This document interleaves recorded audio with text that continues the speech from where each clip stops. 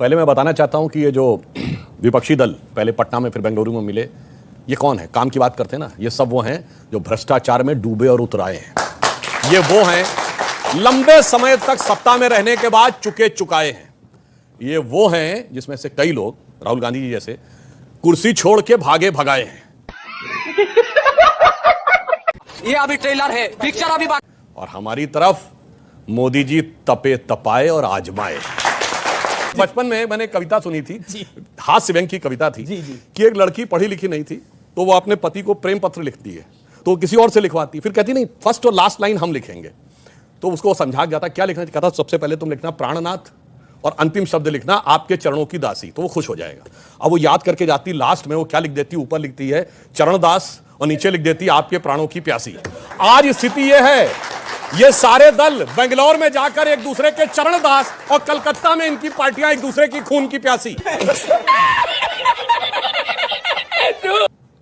पंछी की पीड़ा पर जिसने सुंदर गीत सुनाया है, अभी अभी वो एक तंदूरी मुर्गा खाकर आया है।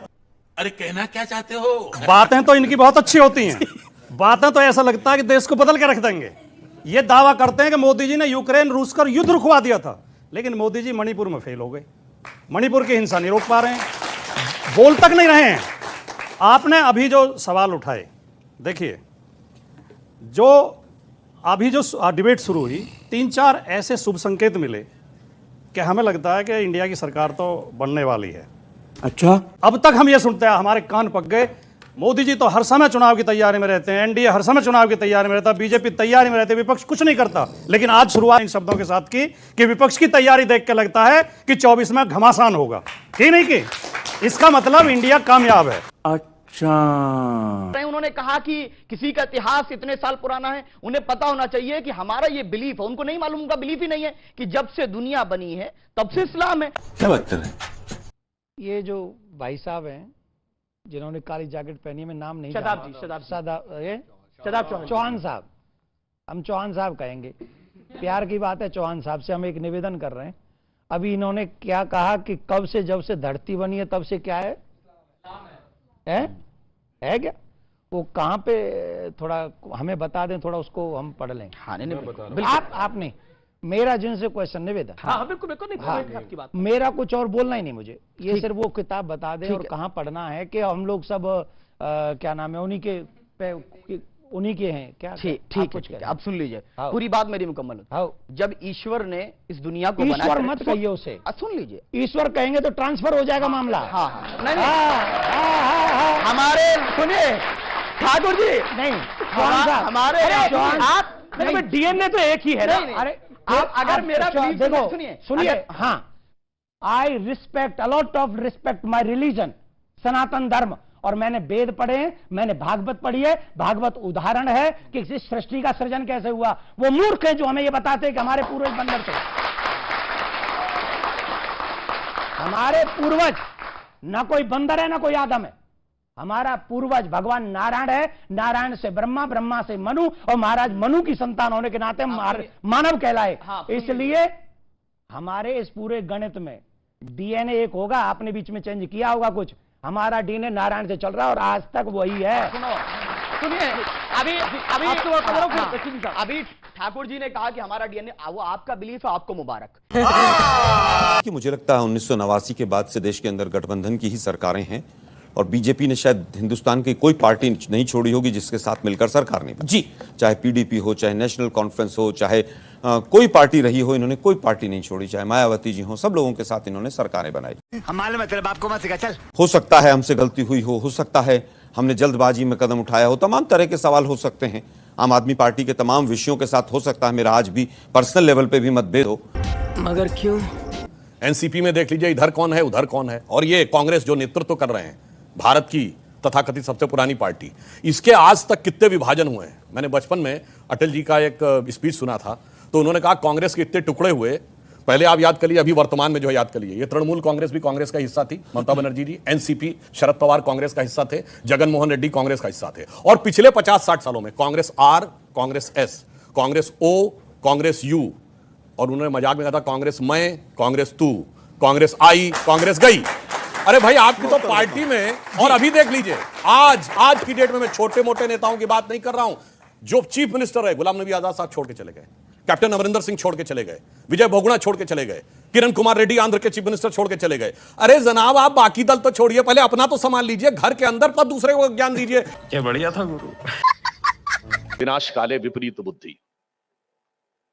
परंतु ये पूरा श्लोक आप में से कुछ लोगों को ध्यान होगा, और यह प्रसंग कहां पे है, यह रामायण का ही प्रसंग है, जब वो ये कहते हैं कि न निर्मिते न दृश्यते कदैव न श्रूयते स्वर्णमयी कुरंगी तथापि तृष्णा रघुनंदनस्य विनाश काले विपरीत बुद्धि। अर्थात न कभी बना, न कभी देखा गया, न कभी सुना गया कि सोने का हिरण होता है, फिर भी तृष्णा ने रघुनंदन को भी ऐसा घेर लिया कि विनाश काल में बुद्धि पलट जाती है। अब ये हमें क्या शिक्षा देती है? आज बहुत से लोग सोने का हिरण दिखाने की कोशिश कर रहे हैं। उस समय यानी भगवान राम जीवात्मा के प्रतीक हैं और सीता आत्मा की प्रतीक हैं। परमात्मा समझाता है सोने का हिरण नहीं होता। जीवात्मा भ्रमित हो जाती है, कहती होता है, मैंने अपनी आंखों से देखा है, और उसके बाद अपनी अंदर की समस्त परमात्म शक्ति को उसके अनुसंधान में लगा देती है। अब उसके बाद क्या आता है? उसके बाद आता है रावण। अब यहां ध्यान रखने की बात है, जब रावण आया था सीता हरण करने, क्या राक्षसी वेश में आया था? नहीं, साधु का वेश धर के आया था। आज भी बहुत सी ऐसी शक्तियां हैं जो लिबरलाइजेशन, ग्लोबलाइजेशन, मॉडर्नाइजेशन का आवरण धरकर आपके सामने आती हैं, और अंदर से देखने में लगता है कि ये तो बड़े अच्छे विचार के साथ आ रहे हैं। ये वैसे ही है जैसे रावण सीता जी से आग्रह करता है, बाहर आ जाइए, बाहर आ जाइए। जैसे ही मर्यादा की लक्ष्मण रेखा पार की, अब उसका असली स्वरूप दिखने लगता है। तो इसलिए हम ये कहना चाहते हैं कि आज हमारे सामने जो शक्तियां खड़ी हैं, उसमें वास्तविकता क्या है, आवरण क्या है, ये हमें समझने की बहुत जरूरत है। मैं उदाहरण के लिए कहना चाहता हूं, ऐसे फ्रेजेस गढ़े जाते हैं, जैसे आप सबने सुना होगा लेफ्ट लिबरल। कभी आपने कोई लेफ्टिस्ट कंट्री बता सकते हैं जो लिबरल हो? मतलब left liberal itself is a paradox. It is like if somebody say that I am a devout atheist. अब दूसरी बात आप आइए, भारत में आकर जो हार्ड लाइनर मुस्लिम फंडामेंटलिस्ट हैं और लेफ्टिस्ट, यही लिबरलिज्म के सबसे बड़े प्रतीक बन जाते हैं। अब मैं आपसे पूछूं, एक आप कम्युनिस्ट कंट्री नहीं बता सकते जहां अभिव्यक्ति की स्वतंत्रता हो, और एक मुस्लिम कंट्री बताइए जहां अभिव्यक्ति की स्वतंत्रता हो। चलिए वहां तक तो ठीक है। एक मुस्लिम कंट्री बताइए जहां कम्युनिस्ट पार्टी बैंड ना हो,